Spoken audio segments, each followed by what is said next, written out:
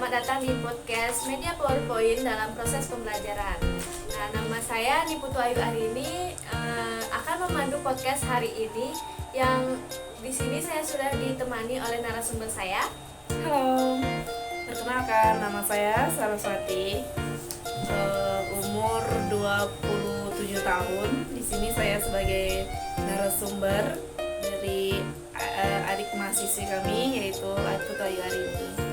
Nah, di sini saya akan menanyakan beberapa pertanyaan nih Kak tentang mikroskop PowerPoint. Yang pertama, apa sih yang terlintas di pikiran Kak Saras ini kalau kita membahas tentang media PowerPoint ini?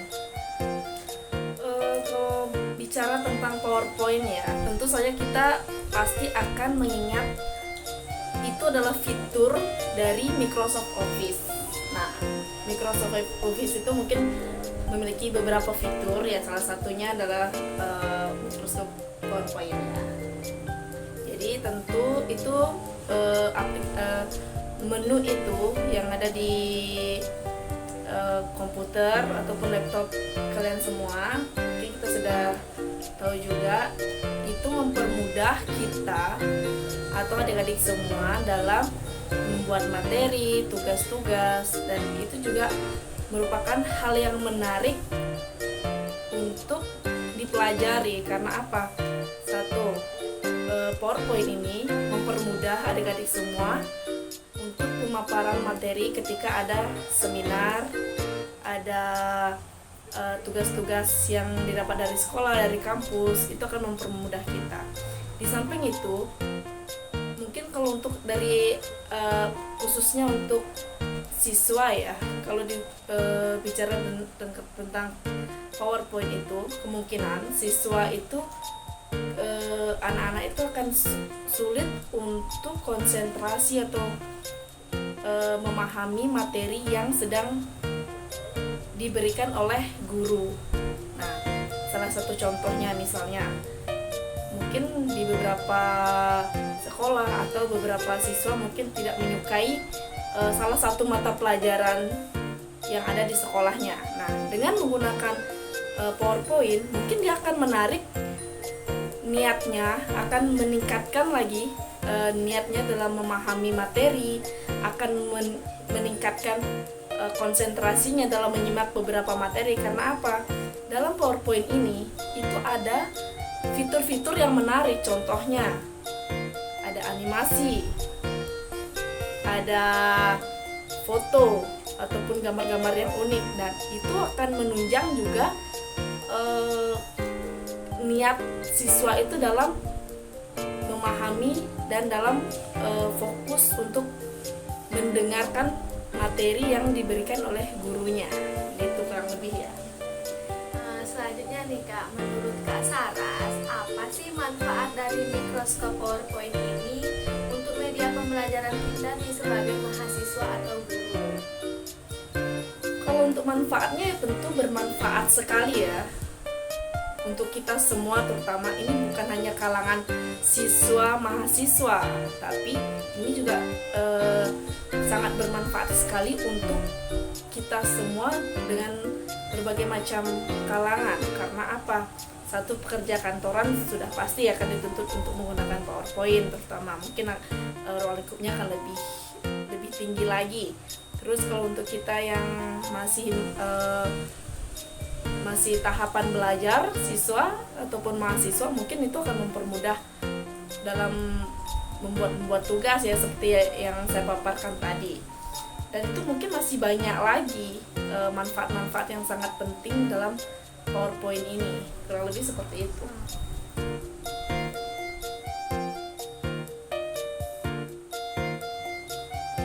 Tadi kan sudah dijelaskan tentang manfaatnya ya, dan sangat bermanfaat sekali pastinya. Nah, sekarang menurut Kak Saras, ada nggak sih keuntungan dari menggunakan PowerPoint ini? Kalau keuntungannya juga sangat banyak ya. Pertama, salah satunya mungkin karena ada fitur-fitur di dalamnya yang sangat membantu kita, mempermudah kita untuk membuat teks, animasi menarik untuk presentasi. Nah, mungkin dalam fitur-fitur itu kita dapat mengakses menu-menu yang tersedia seperti menu file, home, animasi, slideshow, dan review dan view, dan masih banyak juga fitur-fitur yang lain. Itu keuntungan. Wah, banyak sekali ya. Tadi sudah memberikan penjelasan tentang manfaat juga keuntungan PowerPoint. Dan ada nggak sih kelemahan dari atau kekurangan dari mikroskop PowerPoint ini? Jika ada, apa sih itu kekurangannya, Kak?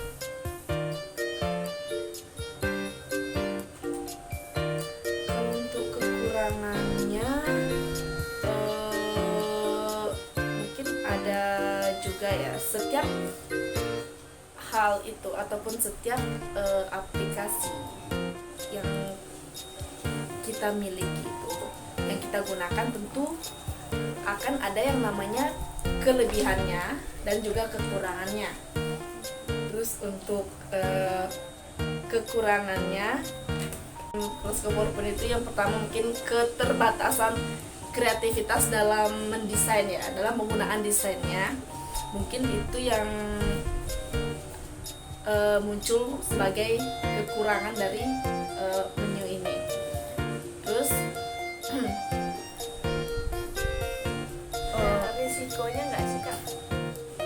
kalau untuk risikonya, jika slide presentasi itu terlalu banyak informasi, maka peserta didik itu akan sulit juga memahami, karena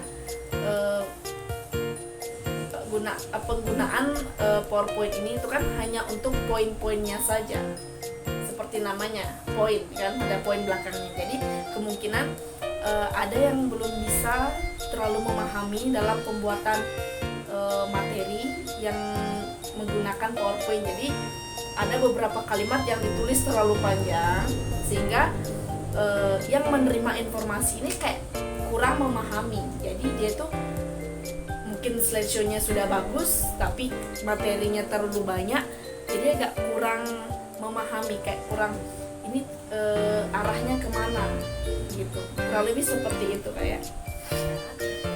Kemudian satu pertanyaan lagi nih, Kak. Di dalam mikroskop PowerPoint ini kan tadinya ada fitur-fitur pastinya, dan ada visual juga.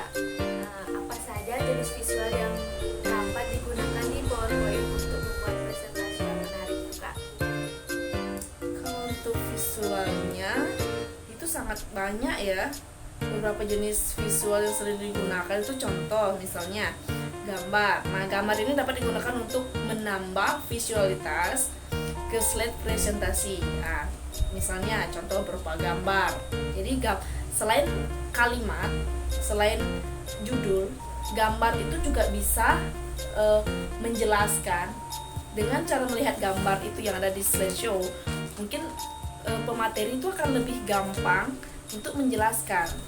Jadi peserta pun yang mendengarkan ataupun siswa yang mendengarkan materi-materi yang disampaikan itu akan lebih cepat mengerti. Nah, selain itu ada juga grafik digunakan untuk menunjukkan data dalam bentuk visual. Contohnya ada grafik bar, grafik pita, grafik area, dan grafik kolom. Jadi kita lebih gampang menggunakan itu. Terus selain itu ada juga table, ada juga icon, dan ada juga video. Jadi selain itu semua masih ada juga animasi. Nah, di sini biasanya karena animasi yang menarik, jadi banyak pemateri menggunakan animasi yang lucu-lucu, yang yang lebih disukai, yang lebih diminati untuk penggunaan dalam pemaparan materi gitu. Oke, itu saja mungkin pertanyaan yang saya bisa berikan kepada Kak Saras. Di sini saya dapat mengambil kesimpulan dari pembahasan ini adalah mikroskop PowerPoint ini memiliki banyak fitur dan yang mempermudah kita untuk membuat slide yang menarik untuk dipresentasikan di kalangan mahasiswa, pendidik, ataupun perkantoran. Terima kasih Kak Saras atas waktunya dan sudah menjadi narasumber saya. Sampai jumpa lagi di pertemuan selanjutnya.